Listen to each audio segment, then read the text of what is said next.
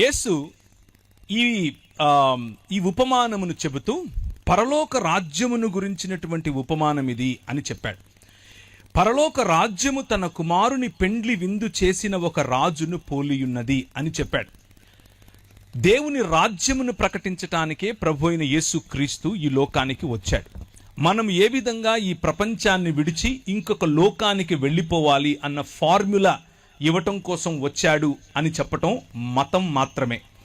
కానీ మత ప్రాతిపదిక నుంచి కొద్దిగా పైకి లేచి దేవుని రాజ్యం అన్నటువంటి ప్రాతిపదికలో దేవుని వాక్యాన్ని గనక అర్థం చేసుకుంటే చాలా సులువుగా, అరటిపండు ఒలిచి నోట పెట్టినట్లుగా చాలా సులువుగా, సరళంగా మనకు అర్థమవుతుంది. దేవుని వాక్యాన్ని దానికి ఉన్నటువంటి సందర్భం, దానికి ఉన్నటువంటి ప్రాధాన్యత, ఏ విషయములను వాక్యం ఎన్నుకొని చెప్పదలుచుకుందో ఆ విషయములను అధ్యయనం చేయటం ద్వారా మనం దేవుని హృదయానికి దగ్గరగా, ఆయన చెప్పాలనుకున్నటువంటి సందేశాన్ని దగ్గరగా అర్థం చేసుకునేందుకు అవకాశం ఉంటుంది.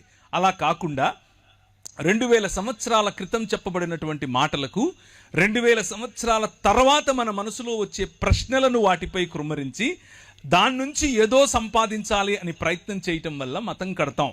అదే ప్రపంచ క్రైస్తవ సముదాయంలో అనేక శాఖలుగా, భిన్న భిన్న సమయాల్లో భిన్న భిన్న శాఖలుగా విడిపోయినటువంటి క్రైస్తవానికి ఉన్నటువంటి ఒక ఐడెంటిటీ. కనుక ఈరోజు సాయంకాలం మనం చదివిన, మనం నేర్చుకున్నదంతటినీ కూడా కొద్దిగా అలా పక్కన పెట్టి ఫ్రెష్గా, తాజాగా దేవుని వాక్యాన్ని ఉన్నదున్నట్లుగా, ఆయన చెప్పింది చెప్పినట్లుగా అర్థం చేసుకునే ప్రయత్నం చేద్దాం. ప్రభువు లేకపోతే దేవుడు ఒక విందును చేయాలి అని ఆశపడ్డాడు. దేవుడు తన ఇంటిని, తన భవనాన్ని భూమి ఆకాశములుగా నిర్మించాడు. ఆ భవనంలో ఒక క్రమాన్ని ఏర్పరచాడు. ఆ క్రమము ఉదయముకు ఒక వెలుగు, రాత్రికి ఒక వెలుగు రూపంలో, ఎక్కడ నీళ్లు ఆగాలో ఆ నీళ్ల యొక్క లేకపోతే మంచిగా పచ్చిక పండటానికి కావలసిన వనరుల రూపంలో, చెట్ల రూపంలో, పశు పక్షులకందరికీ కూడా కావలసిన నీడ మరియు పళ్ళ రూపంలో చక్కటి ఒక గార్డెన్, ఒక తోటను క్రమంగా వేశాడు.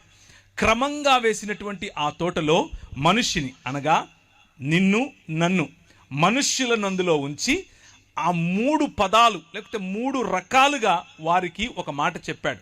వారిని తన ప్రతినిధులుగా, తన ప్రతిబింబంగా, అలాగే తన ప్రతిమగా, 3 పదాలు వాడుతున్నాను. ప్రతిబింబము, ప్రతినిధి మరియు ప్రతిమ. ఆయన నిర్మించినటువంటి ఆయన ఆలయంలో, అనగా భూమి ఆకాశములు అనేటటువంటి ఆలయంలో మనిషిని ఆయన ప్రాణ ప్రతిష్ఠ చేసి తన ప్రతినిధిగా ఉంచాడు. ప్రాణ ప్రతిష్ఠ చేసి ప్రతిబింబంగా ఉంచాడు. ప్రాణ ప్రతిష్ఠ చేసి ప్రతిమగా ఉంచాడు. అలా ఉంచినటువంటి మనిషిని ఏమని చెప్పాడు అనంటే, నువ్వు నా స్వరూపము, నా పోలిక గనుక నేను నీకిచ్చే అధికారముతో ఈ ప్రపంచాన్ని, అనగా ఈ భూమిని ఫలించు, విస్తరించు, భూమిని నిండింపచేయి, అభివృద్ధి చెందు, మరియు దానిపై ఏలుబడి చేయమన్నాడు, రాజ్యం చేయమన్నాడు. దేవుని రాజ్యము యొక్క ప్రతినిధి మనిషి, దేవుని స్వరూపము యొక్క ప్రతిబింబం మనిషి, దేవుని స్వరూపము యొక్క ప్రతిమ మనిషి.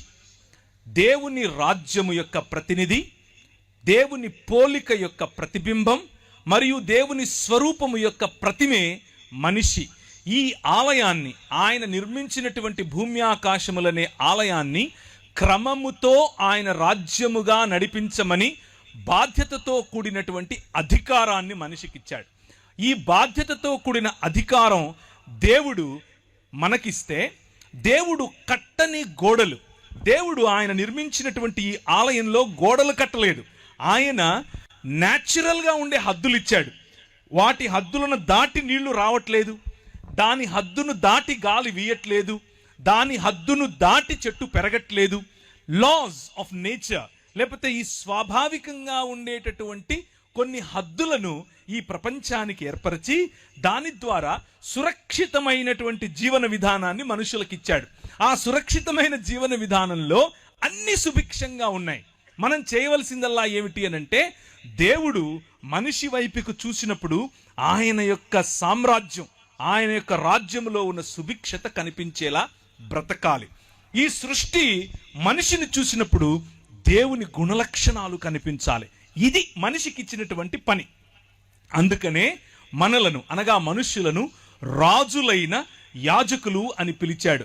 రాజులు ఏలతారు, యాజకులు స్తుతి స్తోత్రములను ఆయనకు అందజేస్తారు.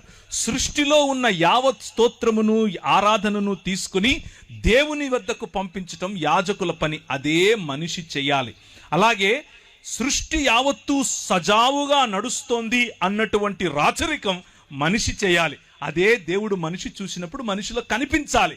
ఇది దేవుడు మనిషికిచ్చినటువంటి ఆయన రాజ్యభారం, ఆయన భుజములకు, మన భుజములకు ఇచ్చినటువంటి ఆయన పౌరసత్వం, ఆయన రాజ్యములో ఉన్న పౌరసత్వం. అయితే మనిషి దేవుణ్ణి తిరస్కరించాడు.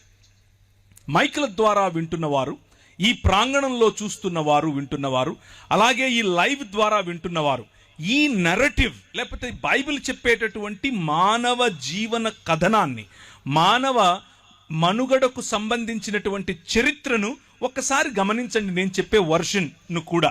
ఇది మీకు బహుశా మీరు విన్నదే అయి ఉండొచ్చు, లేక ఒక కొత్త కోణం అయి ఉండొచ్చు. ఏది ఏమైనా మీకు ఉపయోగపడుతుందేమో.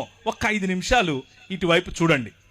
దేవుడు ఏర్పరిచినటువంటి ఈ రాజ్యంలో మనిషిని దేవుడు నువ్వు ఏలమని చెబితే, మనిషి అంధకార సంబంధమైన దురాత్మ సమూహములుగా ఉన్నటువంటి ఈ లోక మర్యాదకు తలవంచాడు. ఈ లోక మర్యాదకు తలవంచటం కారణం చేత నువ్వు కాదు రాజువు, ఐ యామ్ ద కింగ్ అన్నాడు. నేనే రాజునవుతాను అన్నాడు. ఆయన ఏకఛత్రాధిపతిగా ఉంటూ నిన్ను సామంత రాజుగా ఏలమంటే, కాదు కాదు నేను సామంతుణ్ణి కాదు, ఐ వాంట్ దట్ సీట్ అన్నాం.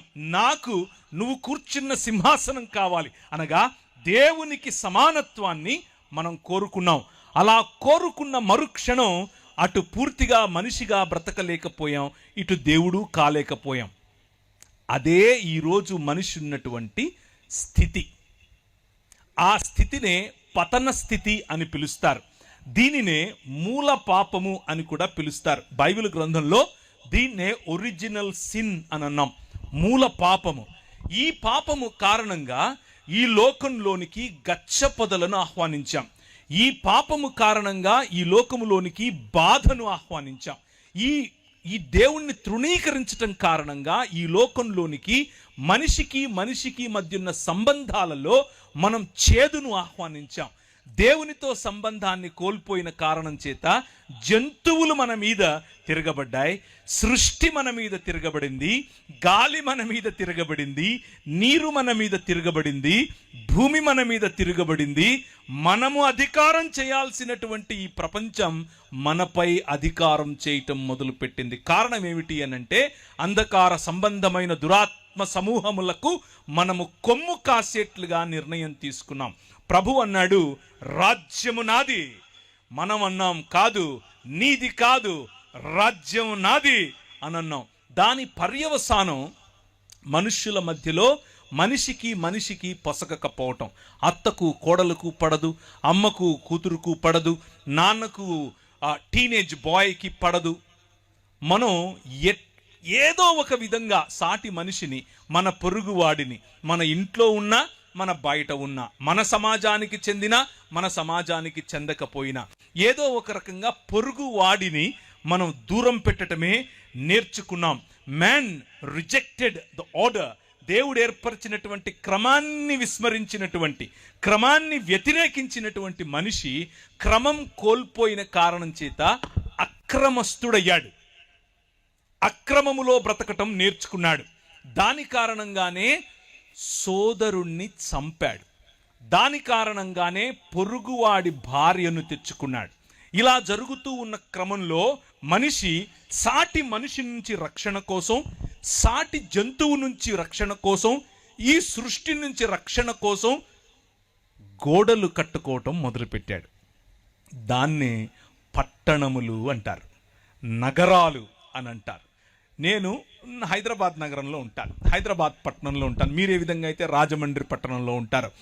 ఈ రాజమండ్రి పట్టణం ఈ రోజుకు ఒకవేళ శాటిలైట్ సిటీ అంతా రాలేదని మీరు అనుకుంటున్నారా? వచ్చేసింది, ఎలాగో మీకు కూడా తెలుసు, బోర్డ్స్ కూడా కనిపిస్తూ ఉన్నాయి కదా. నగరాల్లో ఏమేమి ఉంటుంది అని అంటే ఎత్తైన ఇళ్ళుంటాయి. ఒకటే అపార్ట్మెంట్లో ఒక 600 ఇళ్ళుంటాయి. ఒకటే అపార్ట్మెంట్లో ఒక లిఫ్ట్ ఉంటుంది, పొడుగు పైకి వెళ్ళిపోద్ది. లిఫ్ట్లోకి ఎక్కుతాం, కానీ పక్కనుడేవడో మనకు తెలియదు. వాడిని చూస్తే తల కిందించుకోవటం, మాట్లాడడం, వాళ్ళేడో తెలియదు, మనమేడో తెలియదు. పిలిస్తే ఎక్కడ అతుక్కుంటాడో అని భయం, మాట్లాడితే ఎక్కడ అంటుకుంటాడో అని భయం. మా పక్కింటోడి పేరు నాకు తెలియదు, ఎదురింటోడి పేరు తెలియదు. వాళ్ళు బయట బోర్డులు పెట్టుంటారు వాళ్ళ పేర్లు, అంతవరకు చదివి ఉంటాను. కానీ ఆ బోర్డు, ఆ మనిషి పేరు ఏదైతే ఉందో ఆ మనిషి నిజానికి ఎవరు అనేది మనకు తెలియదు. ఇదే మానవుడు నిర్మించుకున్నటువంటి నగరాలంటే ఇలాగుంటాయి. మనకు అనిపిస్తుంది మనలాంటి వాళ్ళు అనేకులు ఒక చోటుకు వచ్చారని, కానీ మనకంటే భిన్నంగా ఉన్న వాళ్ళు అంతకంటే ఎక్కువ మంది ఒకే చోటికి రావటం. అలా మనుష్యులు కేవలం నగరాలే కాదు, సంస్కృతులను నిర్మించుకున్నారు. కేవలం సంస్కృతులే కాదు, వారు నాగరికతలను నిర్మించుకున్నారు. నాగరికతలను నిర్మించుకుని రండి మనం ఎక్కిపోదాం అనుకుని దేవుని కంటే, దేవుడు చేసే పరిపాలన ఏంటి మేము చేయలేమా అన్నట్లుగా వాళ్ళు ఇమారత్తులు కట్టడం, మినారెట్లు కట్టడం మొదలెట్టారు. బబులోను అనే నగరం దానికే సాదృశ్యం. నిమ్రోదు సమయంలో కట్టిన బాబేలు గోపురం దానికే సాదృశ్యం.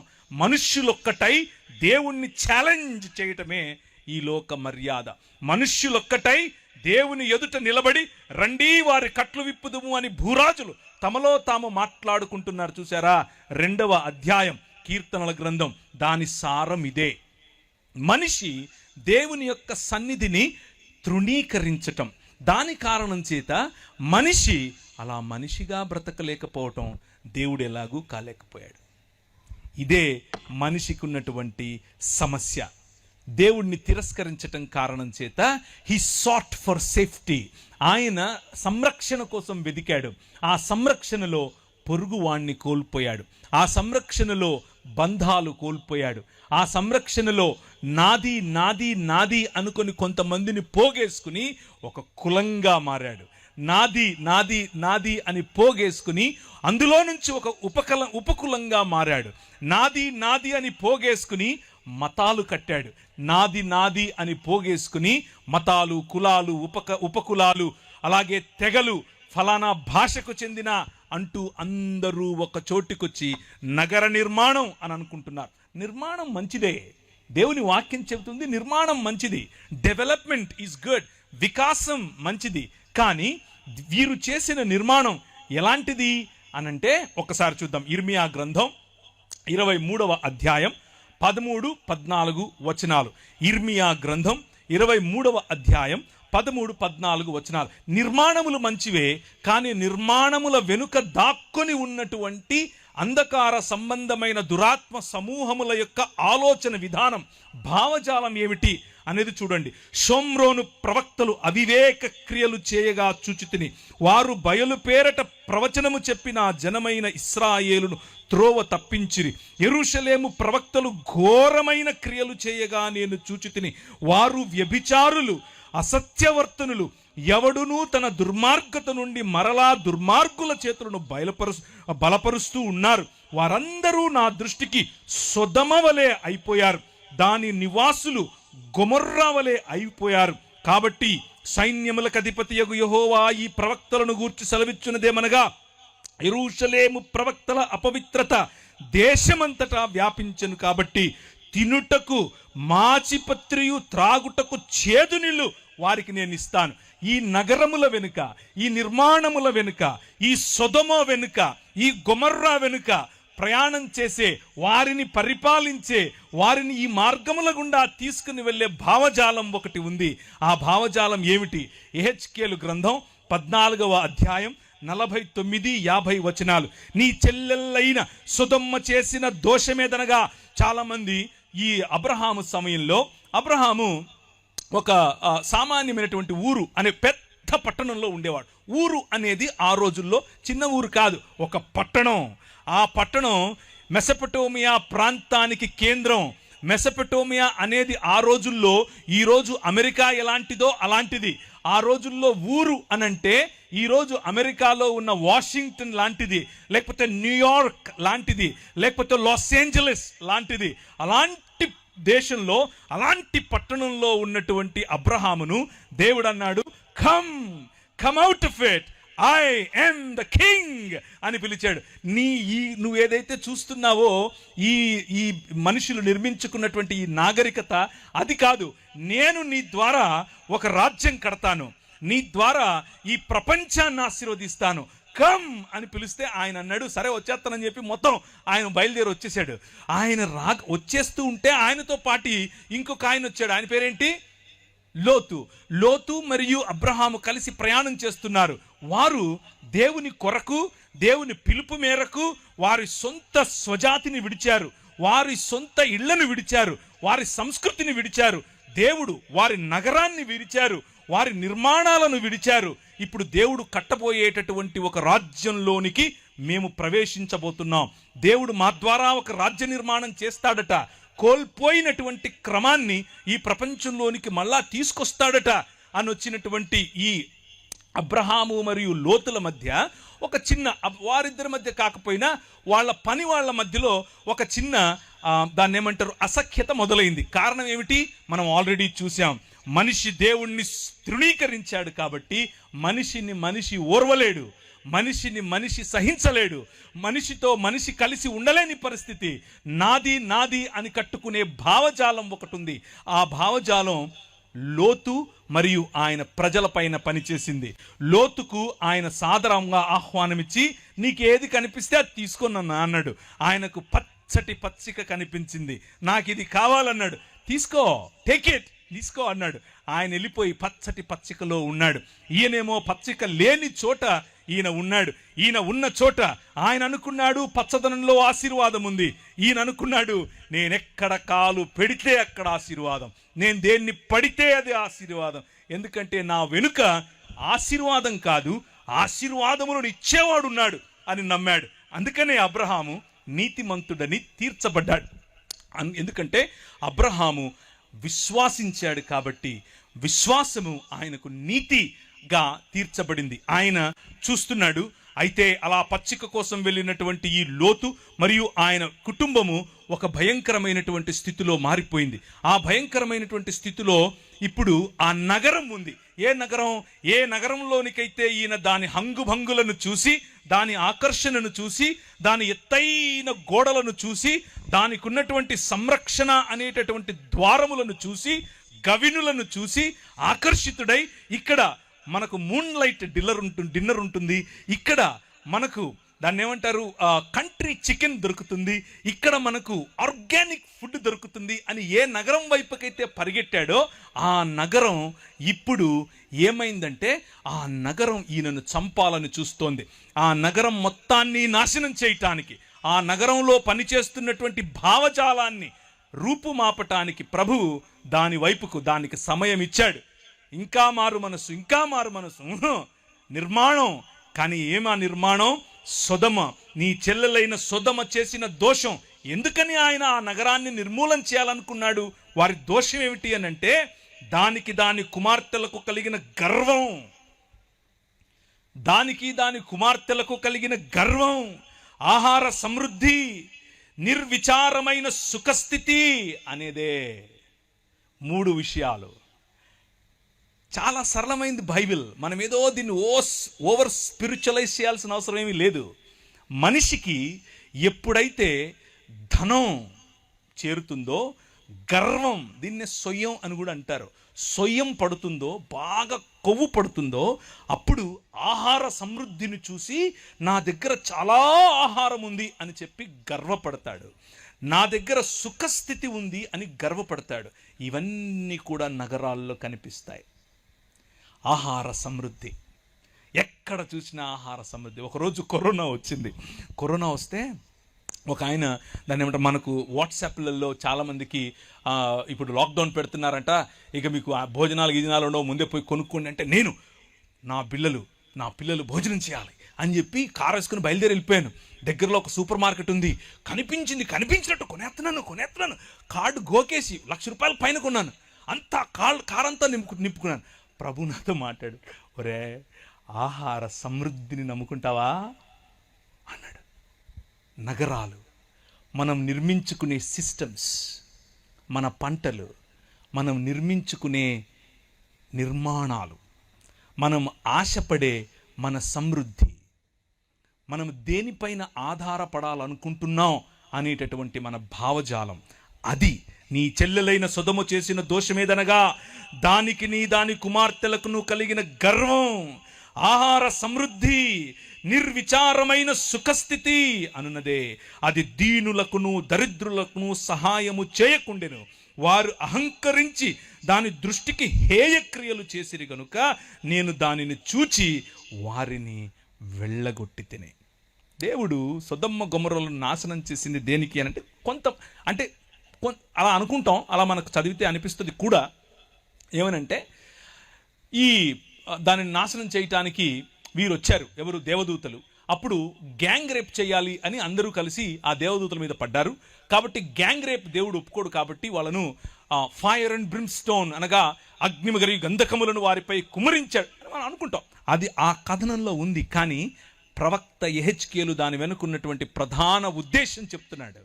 వారు దేవదూతల మీద పడక ముందే, పురుషగాములుగా మారక ముందే, స్త్రీలు స్త్రీగాములుగా మారక ముందే, పశు సంభోగులుగా మారక ముందే, వారికి ఉన్న మోరల్ స్టాండర్డ్ పడిపోక ముందే వారి మనసులోకి వచ్చినటువంటి మూల పాపం, వారి మనసులోకి వచ్చినటువంటి నిజమైన పాపం ఏమిటో తెలుసా? గర్వం. వారి మనసులోకి వచ్చినటువంటి నిజమైన పాపం ఏమిటో తెలుసా? నిర్విచారమైన సుఖస్థితి, ఆహార సమృద్ధి. కానీ వారి కళ్ళకు దరిద్రులు కనబడటం లేదు, దీనులు కనబడటం లేదు. అహంకరించి హేయక్రియలు చేయటం, అహంకారం. నగరాల్లో కనిపించే అహంకారం, డబ్బుకు కనిపించే అహంకారం, అందానికి కనిపించే అహంకారం, ఫ్యాషన్ ఉద్యమాల్లో కనిపించే అహంకారం. అందం తప్ప? నో. దేవుడు అందాన్ని చేశాడు, నీ శరీరాన్ని అందంగా చేసింది ఆయనే. డబ్బు తప్ప? కాదు. సకల సృష్టికి, సృష్టిలో ఉన్న సకల సమృద్ధికి ఆయనే కారణభూతుడు. నిర్మాణం తప్ప? నో. ఆయన నీకంటే గొప్ప నిర్మాణకుడు.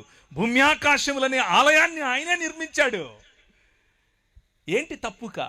వీటిని చూసుకుని నువ్వు మదం ఎక్కుతున్నావే, అది తప్పు, అది తప్పు.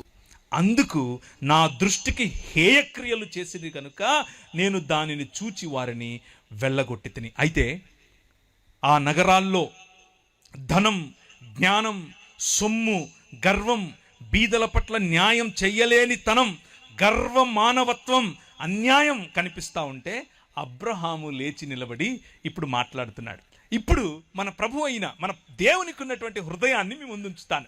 నగరాల పట్ల, మానవ నిర్మితాల పట్ల, మానవ సివిలైజేషన్స్ పట్ల, మానవ సంస్కృతుల పట్ల, మానవ ఈ సమాజముల పట్ల దేవునికి ఉన్నటువంటి మనస్సు మీకు చెప్తాను. ఆయన మనతో సంభాషించాలనుకుంటున్నాడు. ఆయన మనం ఏదైనా చెబితే వినాలనుకుంటున్నాడు. ఆయన మనతో కలిసి నిర్ణయం తీసుకోవాలనుకుంటున్నాడు. చాలాసార్లు మనం అనుకుంటాం ఆయన ఒక మనసు లేని కఠోరమైనటువంటి ఒక సద్దాం హుసేన్ లాంటి వాడు, ఆయన తన ఇష్టం వచ్చిందే చేస్తాడు, ఆయన ఇష్టమే చేస్తాడు, అది మంచైనా చెడైనా ఆయన చేస్తే అంతా ఆయనే చేస్తాడు, ఆయన మహిమకే ఇలాంటివి కొన్ని మాటలు చెప్పుకుంటూ ఉంటాం. అవి వినటానికి థియోలాజికల్గా బాగుంటాయి, కానీ బైబిల్ అందుకు ఒప్పుకోదు. బైబిల్ ఏమంటుందో తెలుసా? ఆయన నీకు భూమిని ఇచ్చాడు. 115వ కీర్తన 16వ వచనం, ఆకాశములు యెహోవా వశము, భూమిని ఆయన నరులకు ఇచ్చాడు. మీతో మాట్లాడతాడు. ఇంతకు నీకు ఇచ్చాను కదా, నువ్వేం చేయాలనుకోడు? సరే నువ్వు చెప్పు. అబ్రహామా, నా స్నేహితుడివి నువ్వు, నీకు చెప్పకుండా నేను ఎలా చేస్తాను? నువ్వు చెప్తాను, నీతో మాట్లాడతాను, చెప్పు అని అంటే ఒక మధ్యస్థ ప్రార్థన చేయటానికి అబ్రహాము నిలబడ్డాడు. ఇప్పుడు అబ్రహాము హృదయం చూడండి. దేవుని హృదయం ఏమో మనిషితో కలిసి పనిచేయాలని, మనిషిని కూడా తన బాటలోనికి తీసుకుని రావాలని, తన హృదయమును తెలిసిన వారిని ఆయన నడిపించాలనుకుంటున్నాడు. ఇప్పుడు అబ్రహాము ఆయనతో అంటున్నాడు, ఒక్క 40 మంది ఉంటే ఎహెత్తవా? ఈయన బార్గెన్ చేయాలనుకుంటున్నాడు. ఈయన ఏమంటున్నాడు? ఈయన బేరమాడాలనుకుంటున్నాడు. కానీ దేవునిలో ఉన్నటువంటి 2 గుణాలను ఆయన టార్గెట్ చేస్తున్నాడు.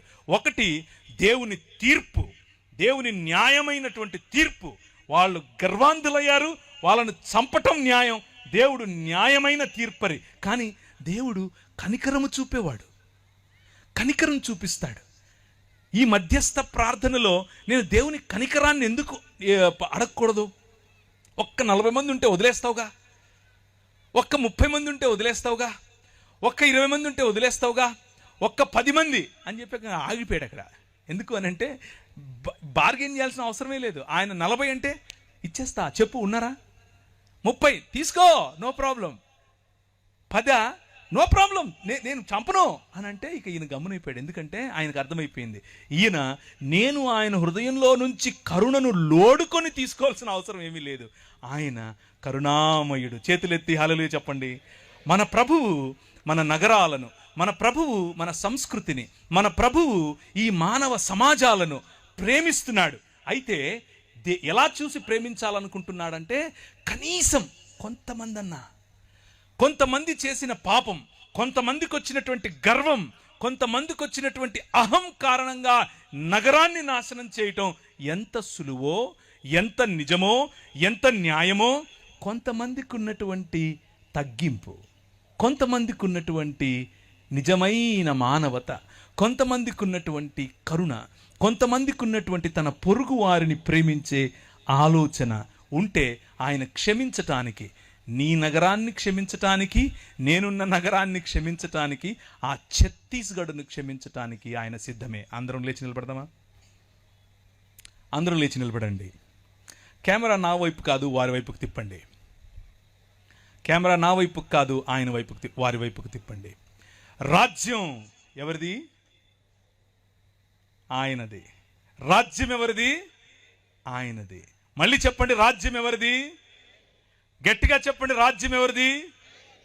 రాజ్యం ఛత్తీస్గఢ్లో ఎవరిది? నాకు వినపడలేదు. ఛత్తీస్గఢ్లో రాజ్యం ఎవరిది? యెహోవాయే రాజు. He is the king. గట్టిగా చెప్పండి, ఆయనే రాజు.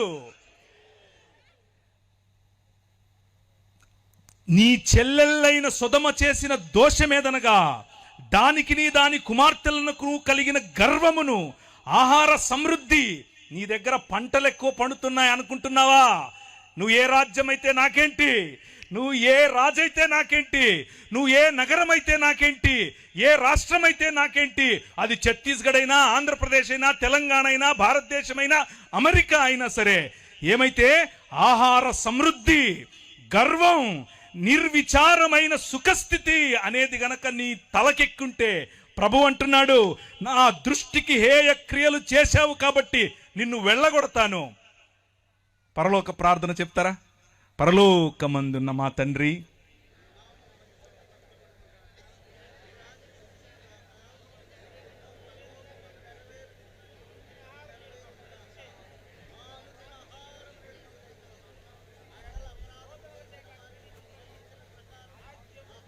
రాజ్యము, శక్తి, మహిమ నీదే. ఛత్తీస్గఢ్ ముఖ్యమంత్రిది కాదు. రాజ్యం, మహిమ, శక్తి ఎవరిది? నీదే. 1వ తారీఖట క్రైస్తవులనట అక్కడ ఊచకొత్త కోస్తారట. ఆకాశమందు సింహాసనాసీనుడైన వాడు వారిని చూసి నవ్వుతున్నాడు. స్మైల్. హల్లెలూయా. అర్థమవుతుందా? వారిని చూసి స్మైల్ కొడుతున్నాడు. ట్రై చేయండి. మణిపూర్లో చేశారుగా, ఏమైంది? రాజ్యం ఎవరిది? మళ్ళీ చెప్పండి, రాజ్యం ఎవరిది? దయచేసి కూర్చోండి. ఇదే మధ్యస్థ ప్రార్థన ఆ రోజు అబ్రహాము చేశాడు. రాజ్యం నీది, ఆ నగరం నీది, ఆ నగరంపై రాజు నువ్వు. ఆ నగరంలో ఉన్న వాళ్ళని ఎలా చంపేస్తావు? చంపవు. వారి పట్ల మంచి హృదయం నీకుంటుంది. ప్రభువు వారితో మాట్లాడి నగరాల పట్ల, ఆయనకున్నటువంటి నగరాల పట్ల మనం చేయాల్సిన మధ్యస్థను మనకు నేర్పిస్తూ వారిరువురు అక్కడి నుంచి వెళ్ళిపోయారు. ఈరోజు రాత్రి ఊరికే పడుకోవద్దు. ఈరోజు రాత్రి ఈ విషయం తెలిసిన నువ్వు, ఛత్తీస్గఢ్లో అట 1వ తారీఖునట 1000 మంది క్రైస్తవులను చంపితే గనక చంపాలి అని పిలుపునిచ్చారు ఒక ధర్మగురువు. ధర్మప్రభువులు చంపడమే తెలుసు. ఈ రాజు, నీ రాజు, ఈ రాజుకు చంపటం కాదు, కమ్ రా అని మరణాన్ని ఆలింగనం చేసుకోవటం నేర్పించాడు. హల్లెలూయా. ఏం ఆలింగనం చేసుకోవటం నేర్పించాడు? మరణాన్ని ఆలింగనం చేసుకోవటం నేర్పించాడు. ఎందుకో తెలుసా? సొదొమ గొమొర్రా పట్టణాలకు భవిష్యత్తు లేదు, కానీ ఆ రాజ్యంలో అయినా ఈ రాష్ట్రంలో అయినా క్రైస్తవ సమాజానికి భవిష్యత్తు ఉంది. ఏంటా భవిష్యత్తు? పునరుత్థానం. హల్లెలూయా. పునరుత్థానం కలిగి మనం లేవబోతున్నాం.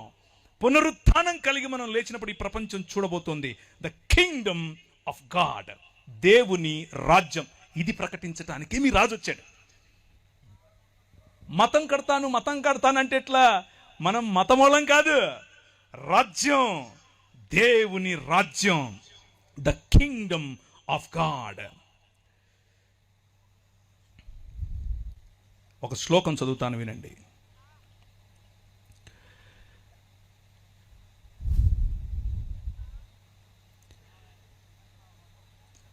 అస్మాకం ప్రభు పరమేశ్వర ఏక ఏవ యూయం సర్వంతఃకరణై సర్వప్రాణై సర్వచిత్తై సర్వశక్తిభిశ్చ తస్మిన్ ప్రభో పరమేశ్వరే ప్రియధ్వం. ఈ శ్లోకానికి అర్థం ఏమిటంటే, నేను మార్కు సువార్త చదివాను, టెన్షన్ పడకండి. నీ దేవుడైన యెహోవాను నీ పూర్ణ మనస్సుతోను, నీ పూర్ణ ఆత్మతోను, నీ పూర్ణ శక్తితోను ఏం చేయాలి? ప్రేమించాలి, ఆరాధించాలి, సేవించాలి.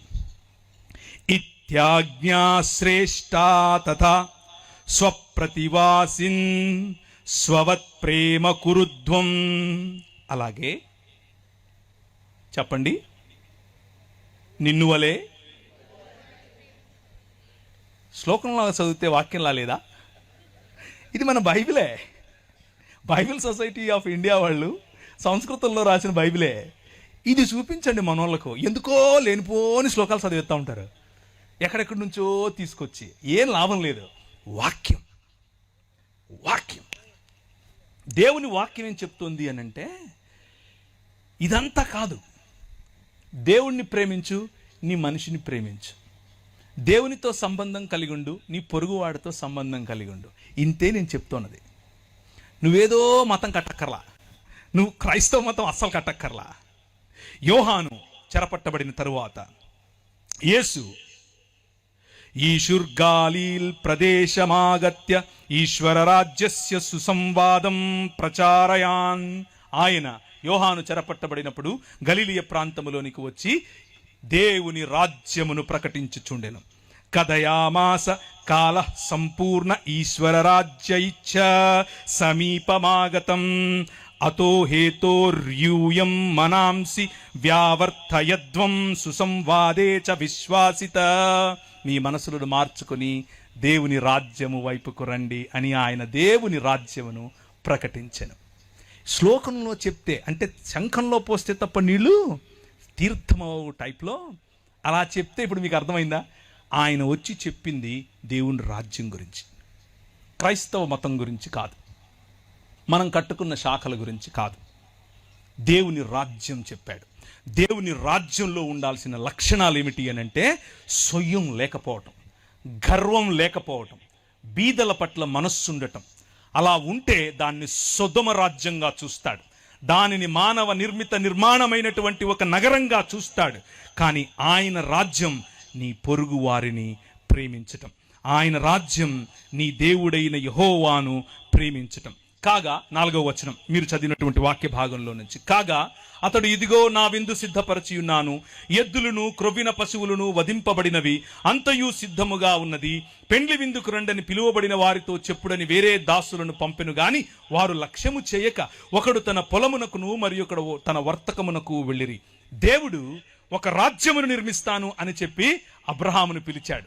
అబ్రహాము ఒక రాజ్యమును నిర్మించటం కోసం వస్తే ఒక నగరం పాడవటం చూశాడు. కానీ తన పిల్లల పిల్లలు ఇంకొక నగరానికి బానిసలుగా కొనిపోయారు.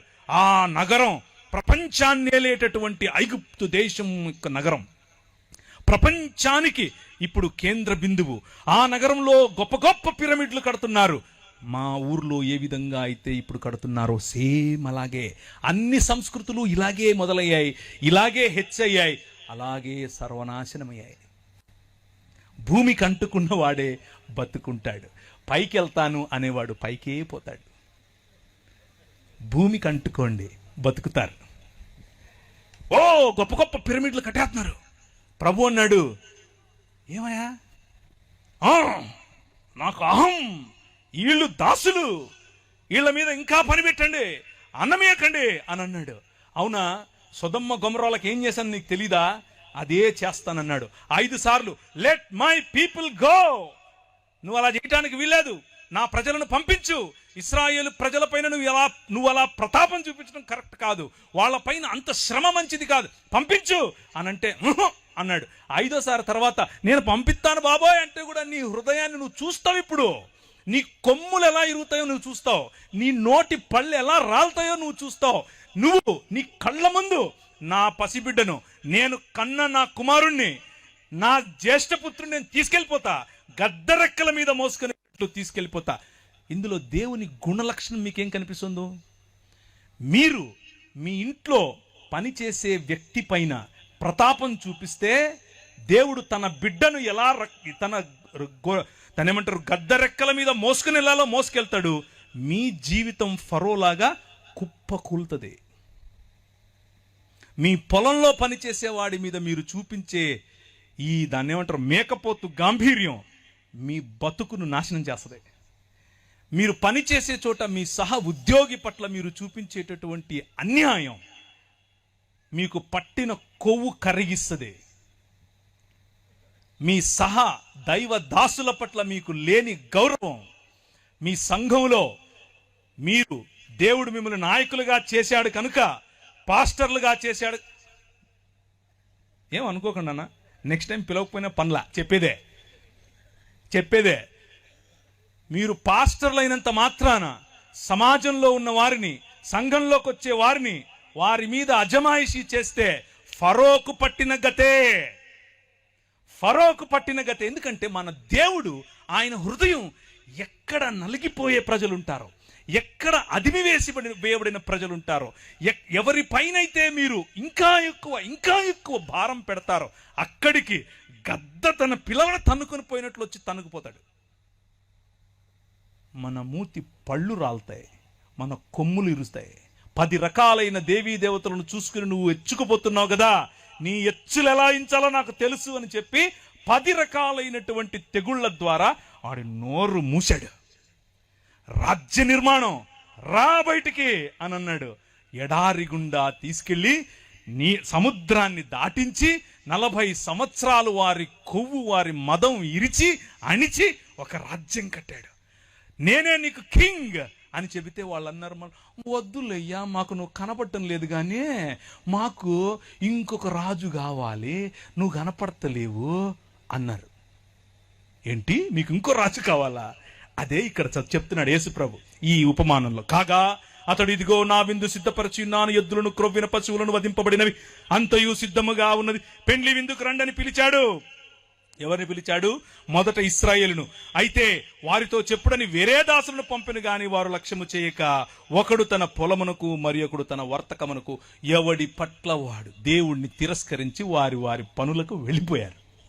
ప్రభు అన్నాడు, తక్కిన వారు అనగా ఎవరైతే ఈ పనులు, ఈ వర్తకాలు కాకుండా మతం పట్టారో, సంకలో బైబిల్ ఎట్టేసుకుని ఓ నేను లేవీయుణ్ణి, ఓ నేను యాజకుణ్ణి అని వీళ్ళేం చేశారు? పంపినటువంటి దాసులను, మొదట మోషే, తరువాత అహరోను, ఆ తరువాత ఆయన పిల్లలు యాజకులు మొదలైన వారు ప్రవక్తల రూపంలో వచ్చి చెప్పినటువంటి మాట, అన్యాయం వద్దు, అన్యాయం వద్దు. ఏం తీసుకొచ్చి నేను యెహోవాను దర్శించాలి, నేను ఏం తీసుకొచ్చి యెహోవాను దర్శించాలి? ఆ బయలేమో మా పంటలు అడుగుతున్నాడు, మేము పంటలు తీసుకొచ్చి ఇవ్వాలనా? ఆ కియ్యు దేవతేమో తైలం అడుగుతోంది, వేలాది నదులంతా విస్తార తైలం ఇచ్చేయాలనా? ఆ నక్షత్ర దేవతేమో మొలకు దేవుడేమో మా కొడుకులను అడుగుతున్నాడు, నా గర్భఫలమైన జ్యేష్ఠపుత్రుడిని నీకు ఇచ్చేయాలనా? అరే మళ్ళీ మతం కట్టేశారు. నేను పెండ్లికి రండిరా బాబు, వచ్చి కూర్చుని భోంచేయండిరా అంటే ఏం చేస్తున్నారు? తక్కిన వారు అతని దాసులను పట్టుకొని అవమానపరిచి చంపిరి. దేవుని రాజ్యమును గురించి చెప్తున్నటువంటి ఉపమానం ఇది. చంపారు, ప్రవక్తలను చంపారు, ప్రవక్తను రాళ్లతో కొట్టారు, అవమానించారు, చంపారు. ప్రభు అన్నాడు, కాబట్టి రాజు కోపపడి తన దండ్లను పంపి ఆ నరహంతకులను సంహరించి వారి పట్టణము తగులపెట్టెను. మీకా నిలబడి చెప్పాడు, హోషేయ నిలబడి చెప్పాడు, యెషయా నిలబడి చెప్పాడు, ఆమోసు నిలబడి చెప్పాడు. వాళ్ళు చెప్పిందంతా ఇదే. రేయ్, మీ మధ్య న్యాయం లేదు. నేనేమడిగాను? మూడే అడిగాను. మనుష్యుడా, ఏది ఉత్తమమో నీకు చెప్పలేదా? నేను నీకు ముందే చెప్పాను కదా. న్యాయమును జరిగించుటయు, కనికరమును ప్రేమించుటయు, చెప్పండి, దీన మనసు కలిగి యెహోవా ఎదుట ప్రవర్తించు. ఇంతే కదా. నువ్వు మనిషివి కాబాబు అంటున్నా నేను. అంతే, నువ్వు మనిషివి, మనిషి అవ్వు. ధనం చూపించి సొయ్యం చూపించుకో. నీ దగ్గరున్న ఆస్తి చూపించి ఎచ్చుకుపోకు. నీ దగ్గరున్న అందం, కులం, ధనం, సంపాదన వగైరా వగైరా వగైరా, నీ నిర్మాణం, నీ ఇల్లు, ఇవి చూపించి హెచ్చులకెళ్ళకు. మూడే అడుగుతున్నా. న్యాయం జరిగించు, కనికరాన్ని ప్రేమించు, దీన మనస్సు కలిగి యెహోవా ఎదుట బ్రతుకు. అదే మనుష్యుడంటే. ఇదే క్రైస్తవం. మనం లేదు లేదు మతం కావాలి మాకు, వేలాది నదులంతా. ఎందుకు? నేను అడిగానా? నా కొడుకునిచ్చేస్తాను. ఎవడు? ఎందుకు? నేను అడిగానా? అది ఎవడు మొలక అడుగుతాడు, నేను కాదు. నా పంటలు ఇచ్చేస్తాను దేవా, ఎవరు అడుగుతారు? బయలు అడుగుతాడు. కంపారిజన్ మనము మతంతో దేవునికి చేశాం. కాబట్టి రాజు కోపపడి తన దండ్లను పంపి, ఏ దండ్లు? నెబుకద్నెజరు అనే దండు. ఆయన గుర్రాలట చిరుతపులుల్లాగా ఎగిరాయట. వీళ్ళను చెరపట్టుకుని వెళ్ళారు. 600 పైచిలుకు సంవత్సరాలు చెరలో బ్రతికారు. దాన్నే మరణం అని అంటారు. హోషేయ గ్రంథం 6వ అధ్యాయం 2వ వచనం దీనికి ప్రమాణం. యెహోవాయే మనలను కొట్టెను, ఆయనే మనలను బాగు చేయును. 2 దినములైన తరువాత ఆయన సముఖమందు బ్రతుకున్నట్లు 3వ దినమున ఆయన మనలను స్థిరపరచును. 2 దినాలైన తర్వాత, అనగా 3వ దినమున మనల్ని బ్రతికిస్తాడు అని చెప్పుకుంటున్నటువంటి ఇశ్రాయేలు ఎలా బ్రతికిస్తాడు? ఎలా బ్రతికిస్తాడు చెప్పనా? ఆదో వాద ఆసీత్ సచవాద ఈశ్వరేణ సార్థమాసీత్ సవాద స్వయమీశ్వరయేవ. ఆదియందు వాక్యముండెను, వాక్యము దేవుని యొద్దై ఉండెను, వాక్యము దేవుడై ఉండెను. ఆ వాక్యము శరీరధారి అయి కృపా సత్య సంపూర్ణుడిగా మన మధ్య అవతరించెను. లేకపోతే డేరా వేసెను. కూర్చున్న మీరు వింటున్నారు. గర్వము, పొగరు, ధనం వగైరా వగైరాల యొక్క నిర్మాణముతో దేవునికి దూరమైన మానవ సమాజాన్ని తిరిగి మానవ సమాజముగా మార్చటం కోసం గలిలయ ప్రాంతంలో నిలబడి దేవుని రాజ్యం వచ్చేసింది అని చెప్పింది ఇంకెవరో కాదు, స్వయంగా దేవుడే. స్వయంగా ఆది యందున్నటువంటి వాక్యమే. ఏ వాక్యమైతే దేవుని వద్ద ఉండేనో ఆ వాక్యమే. ఏ వాక్యమైతే దేవుడై ఉండేనో ఆ వాక్యమే.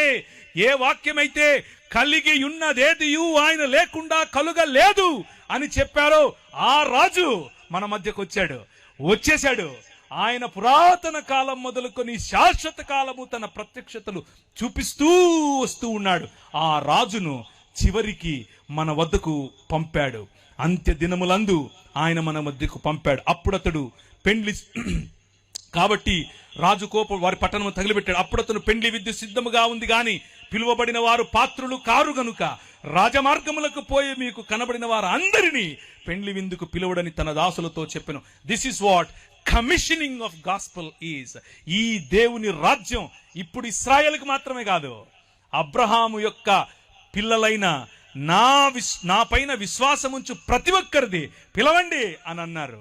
అపోస్తలులకు పరిశుద్ధాత్మను మీరు పొందుకుంటారు. పరిశుద్ధాత్మను మీరు పొందుకున్నప్పుడు యూదయ, సమరయ, భూ దిగంతముల వరకు ఈ క్రీస్తు, మరణాన్ని జయించిన క్రీస్తు, సంఖ్యలను విరిచేసే క్రీస్తు, బానిసత్వాన్ని తొలగించే క్రీస్తు, నమ్రుడైన క్రీస్తు, నిజమైన మానవుడైన క్రీస్తు రాజ్యములోనికి ఆహ్వానించండి అని పంపాడు. సాక్షులుగా పిలవండి అని పంపాడు. అదే సువార్త ఇంతై మహాపర్వతమై శాటిలైట్ సిటీలో పడింది. హల్లెలూయా. శాటిలైట్ సిటీలో పడితే జనాలు చూస్తున్నారు, ఏంటిది ఈ రాజ్యం కనిపించినట్లుంటది. ఈ రాజ్యం ఉంటది, కానీ ఎక్కడుందో తెలీదు, ఎలా దాన్ని అరికట్టాలో తెలీదు, మంటలైనా ఆర్పాలో తెలీదు.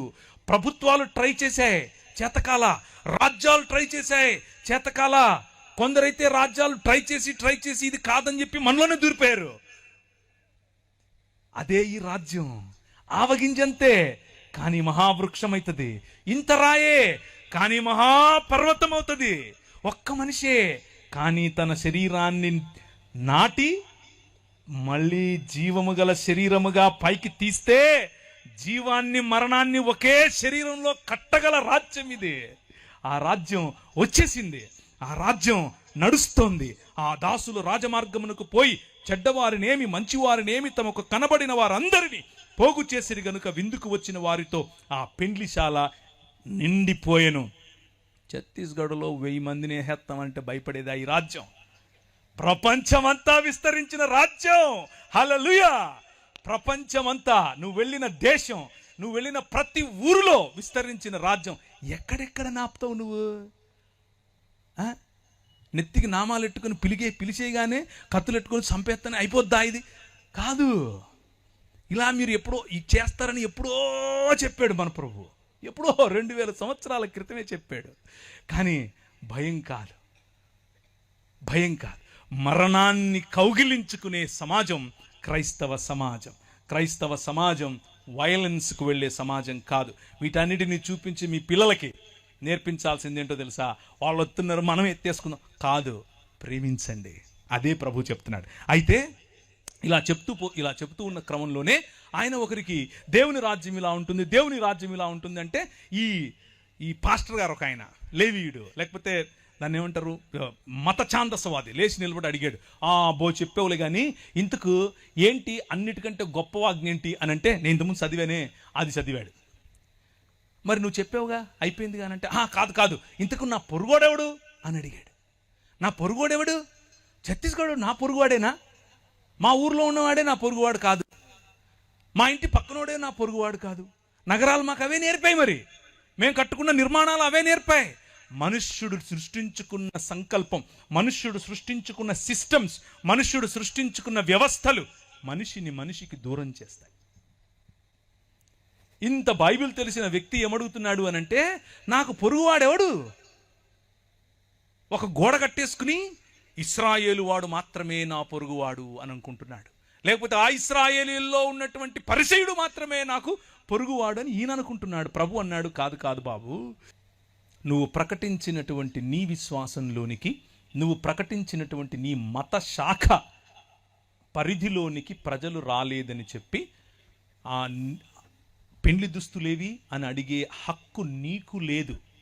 నువ్వు పిలవాలి, అందరినీ పిలవాలి, నీ నగరం కోసం పిలవాలి, మధ్యస్థగా నిలబడి పిలవాలి, నీ శాటిలైట్ సిటీని పిలవాలి, రాజమండ్రిని పిలవాలి, హైదరాబాద్ను పిలవాలి, జంగారెడ్డిగూడెంను పిలవాలి, విశాఖపట్నంను పిలవాలి, అన్ని నగరాలను పిలవాలి. పిలవడమే నీ పని.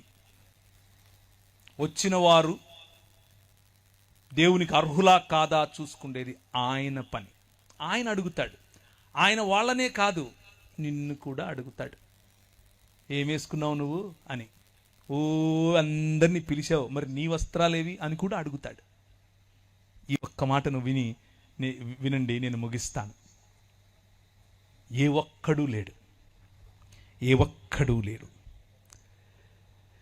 లిపిర్ యథాస్తే నైకోపి ధార్మికో జనః తథా జ్ఞానీశ్వర జ్ఞానీ మానవ కోపి నాస్తి.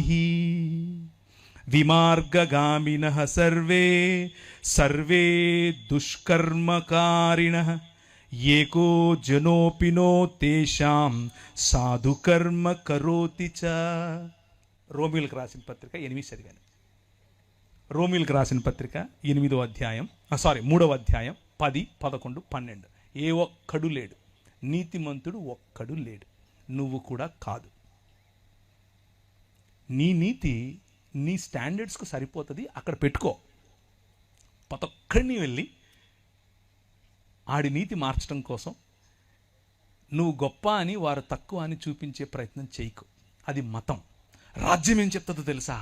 కలుపు, పిలువు, స్త్రీల కోసం నిలబడు, పిల్లల కోసం నిలబడు, బలహీనుల కోసం నిలబడు, బడుగు బలహీన వర్గాల కోసం నిలబడు. మతం కోసం కాదు. నీ ప్రజలను కట్టు, అందరినీ పిలువు. ఆడి దగ్గర వస్త్రం ఉందా లేదా, వస్త్రం ఇవ్వడం కోసం ప్రయత్నం చేయి వీలైతే. పెద్దన్న వ్యవహారం వద్దు, తండ్రి వ్యవహారం. ఈ రాత్రి సువార్త చెప్పేవారికి రాజ్య సువార్త ఎలాగూ చెప్పాం. మనలో మనం నేర్చుకోవాల్సినటువంటి రాజ్య సువార్తకు సంబంధించిన విలువలు సాటి మనిషిని, సాటి విశ్వాసి అని మాత్రమే కాదు, సాటి మనిషిని గౌరవించటం, సాటి మనిషిని ప్రేమించటం. ఇదే దేవుని రాజ్యం. ఈ దేవుని రాజ్య స్థాపనలో మనందరము ఐక్యపడాలి, మనందరం కలిసికట్టుగా పనిచేయాలి, ప్రేమతో ఈ రాజ్యాన్ని కట్టాలి. ఎందుకు అనంటే రాజ్యం నీది. తర్వాత రాజ్యము ఇప్పుడేగా చెప్పారు. ఎందుకనగా రాజ్యం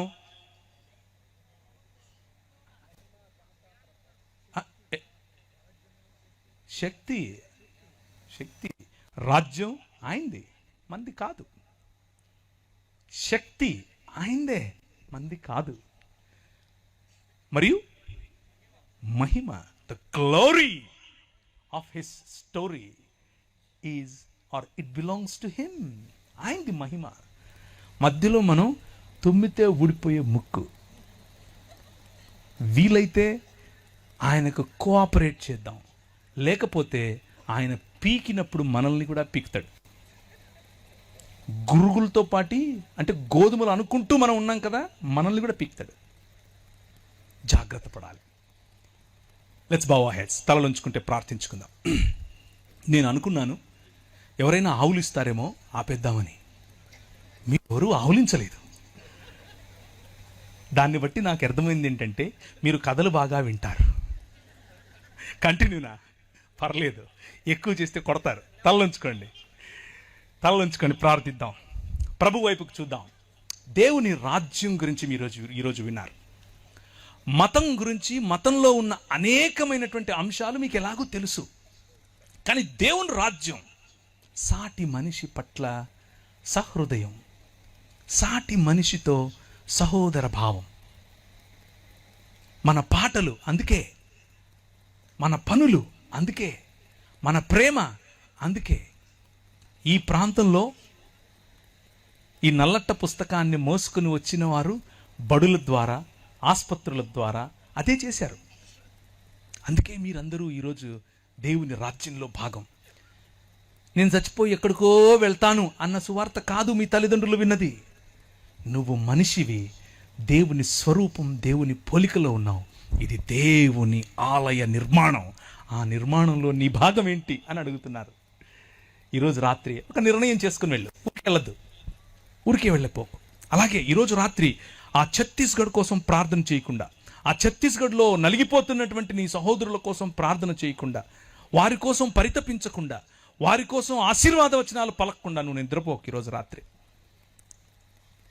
ప్రభువు నీ మాటలు వింటాడు. అబ్రహాము చేసిన మధ్యస్థ ప్రార్థన 40 మంది ఉంటే అలా జరుస్తావా ప్రభువా అని చేయలేవా? నువ్వు చెయ్యి. ఈరోజు రాత్రి ప్రభు వింటాడు. కృపగలిగిన తండ్రి, మా మధ్యలోనికి నీ వాక్యము ద్వారా మమ్మను ప్రోత్సహించి, మమ్మను బలపరిచి, మాకు కావలసినటువంటి పోషణనిచ్చి, ప్రభువా, ఈ రాత్రి ఏ ఒక్కరిని ఖాళీ చేతులతో పంపక, ఖాళీ హృదయంతో పంపక, నీ మనస్సు నెరిగిన, నీ రాజ్యమును అనుభవించే నగరములు కాదు,